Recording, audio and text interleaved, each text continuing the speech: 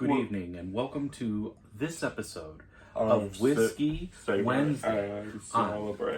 Whiskey Wednesday for Sip, Savor, and Celebrate. I'm Walter Concrite, and I'm Chris. And I'm Devin. And welcome to our kooky little show we're having fun with. Today is Whiskey Wednesday, so we're going to do Kokoro. And I gave you a quick little assignment to go do some research. You might know this as a tequila brand, which it is. Yes. You're right. But they have made a whiskey spirit. What's that mean? That means they have aged it in XA barrels, so they can't call it a bourbon. That's right. Even though the mash build is correct. The mash build has to be able to call it a bourbon, it would need to be over 50% corn mash. And this one is 61.5. Go ahead, you can tell. 61% corn, 5.8% rye, 14% wheat, 17% barley, at an APV of 56%. So this is barrel strength. This is going to be, that's 112? Ooh. Okay. And I just love these little teeny jugs. They make you think of moonshine. Oh, that's a nice color.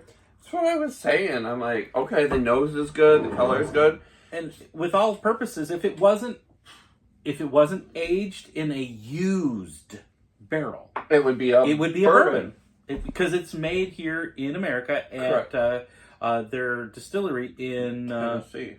No, it's Louisville, Kentucky. That's right, Kentucky. Louisville. Gotta say it right? But these jugs, these are just like, hey, we can go over the shoulder pour, and sorry, I'm having fun.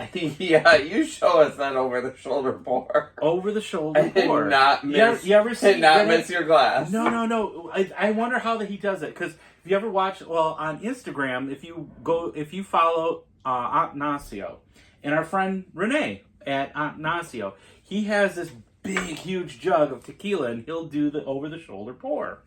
And he's really good at it, and it's kind of cool. Anyways, I apologize. Maybe you could get Teenage Bartender to show us the over-the-shoulder pour. That would be fun. And he's going to be coming on the show here in the next couple of weeks. I can't wait. I hope things work out. He's been busy with his schedule. He's a water polo person. So, player person, It's kind of funny. He felt bad. He whacked somebody in the nose. Poor kid got a broken nose because he had spiked the ball over and got that poor kid in there. Anyways, if you haven't followed him, go over to his channel. He does do a Instagram and TikTok. He is the Teenage Bartender. Absolutely great content. If you're a person that used to drink and now you're trying to look for ways to still have fun with everybody else and feel like you fit in and use non-alcoholic drinks to still feel like you need to fit in, then great. Go over to his channel, check it out. But hey, next we're going to be doing this. So let's talk about it. I also want to make a comment and a shout out to our sponsor, which is the Neat Glass Company. Company. I was looking at this particular one. Right over here has a great mouth on it, which dissipates the alcohol, which is kind of good for when you have barrel-proof spirits, so you can get some of that out. I know, because the nose on this is amazing without losing any of it because you've succumbed to ethanol. That's right. So if you do want to grab yourself a couple of the Neat Glass glassware, I was trying to go into that a little easier. You can go to Amazon and check them out, or you can head over to their direct website, the Neat Glass Company. You did it. Which is, hold on. It is the Neat Glass Company, but it's the neatglass.com. That's right. Is the website. Right. And you can use SSC, Sip, Savor, Celebrate, NEAT, N-E-A-T, for your 15% off. That's correct. So that again is SSC, N-E-A-T, all capital letters, and that'll get you 15% off because you watched our show. But hey, let's get into this. On the nose, it's very mellow. So even though it's a high proof, it's not. Well, I don't know if it's just the glass, but it's not punching me in the face. It's the glass. I mean, last night I did an amazing... Did you have the liquor talk? Did I let the liquor? What? Not sure what he's trying to say there. You all know the song, Last Night I Let the Liquor Talk. Yeah, no. It's a country song. Yeah, if you know it, you know it. Sorry. Anywho, moving on. Anyways, here we go. I think this has got a beautiful, like, just mellow mash to it. And again, you're the whiskey guy. I'm the tequila guy. But I do enjoy this. It's just even. It's not, like, bold on one flavor and light on another. To me, I'm getting... I think the mash build is almost perfect. Yeah. I do think the barley is a little high, only because that's going to give me the bitters and everything, because I'm not a fan of barley soup, and when I eat it, I know it's super bitter. Beef barley. I don't. It's super bitter to me. But rye does the same thing with the spices and the bitter. Or bitter, not better.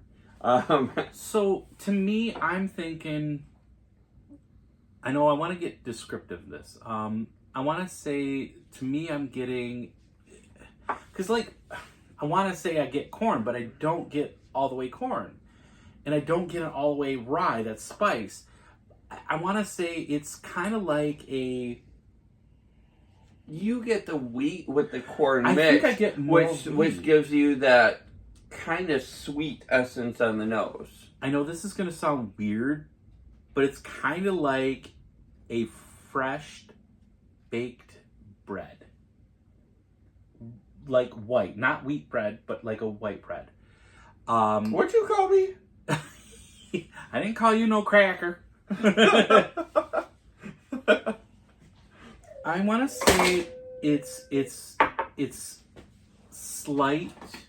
So it's like it. So I want, you know how when you smell bread baking. I don't usually smell bad. I know. I can't believe I said that. It threw me up. Bread baking, and if you used honey to activate your yeast, you'll get that slightly sweet note on the bottom. So I'm not getting all the way caramels or all the way anything like that. It's like an underlying sweet. So first I get the heartiness from like the wheat, and then a slight, slight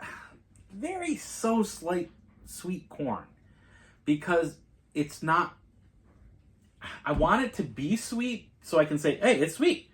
But it's not. It's just right there underlying. And when I said, when I began this, it's like rate medium. It's just a level. See, now, out of the glass, I am getting the tequila out of it.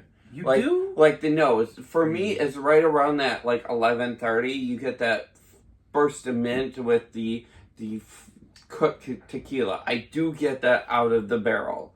I then go into a beautiful corn that then transitions into that wheat, which finishes in that kind of spice of rye, which is absolutely wonderful. There's a beautiful nose that comes out of this glass,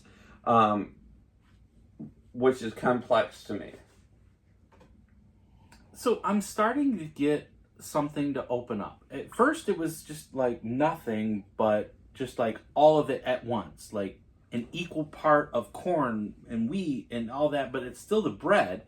But I think I'm starting to get a little bit of honey in there. I think there's a slight tinge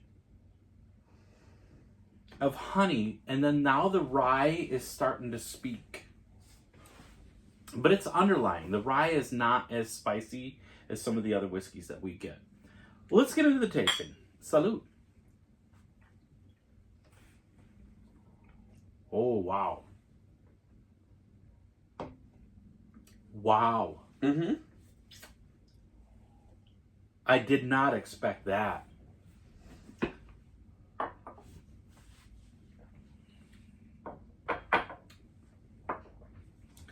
It is, to me, it's very tequila forward from that rested reposado. I think it is. But then it comes in with those beautiful sweetnesses of the corn and the wheat and the perfect balance of the rye, which rounds out to nice spices and really calms that mint down. I honestly do not get any tequila influence on this whiskey. What? I know. Mint is number one to me. Okay, I'll give you a slight mint hint to it, but I really get a beautiful whiskey. And I would put this up to some of my favorite whiskeys or even bourbons. Wow, this is tasty. I think it has a wonderful on the palate. Now I'm getting my corn mash. I'm getting a wonderful, beautiful. I know I can't call it a bourbon because of the barrel that they use. Right. But I would say this would measure up to a Blanton's. To me, I would. Y'all. I love this. This is wonderful. And if you wanted to make a old fashioned or a Manhattan with that, oh my God, I think that the nose does not do the palate any. And as it sits there, you get, kind of a nice smoke that forms from it. You get, like I know it sounds weird, but like a butternut squash. I'm getting kind of like that equivalent to it. So you're getting like a vegetal underlying to, you know what? So for me, I do get those I'd say influences in this, but absolutely, I would 100% tell you to run out and pick up the jug with the X's on it and make sure it's the whiskey. I freaking love this bottle. I'm not gonna lie, I love this bottle. Y'all, I'm not mad at this. I would let me think. What did I pay for this? I paid a little over $100 for this one. And I bought mine straight from the actual website. And I was able to get that delivered here to Michigan. So it's really nice. So obviously, if you find it at your local liquor store, pick it on up. If you need to order off their website, it's easy to use. Kokoro. Yep, Kokoro. And it, such an amazing spirit. I love their tequila. I remember the tequila being amazing. And every once in a while, I grab that little jug and pour me a little... Pour you a nip? Pour me a nip. Pour me a little nip. But this whiskey, I did not... I'll be honest with you. I really did not expect it to be as good as their tequila. And I enjoy their tequila.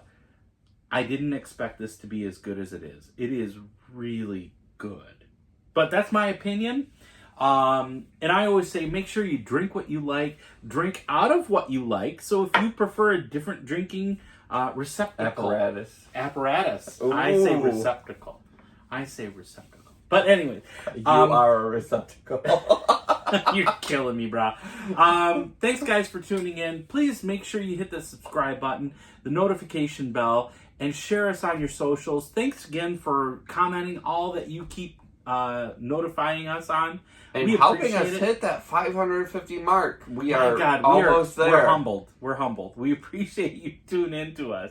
But until then, make sure that you always sip, savor, and celebrate. That's what we were going to say. Salud.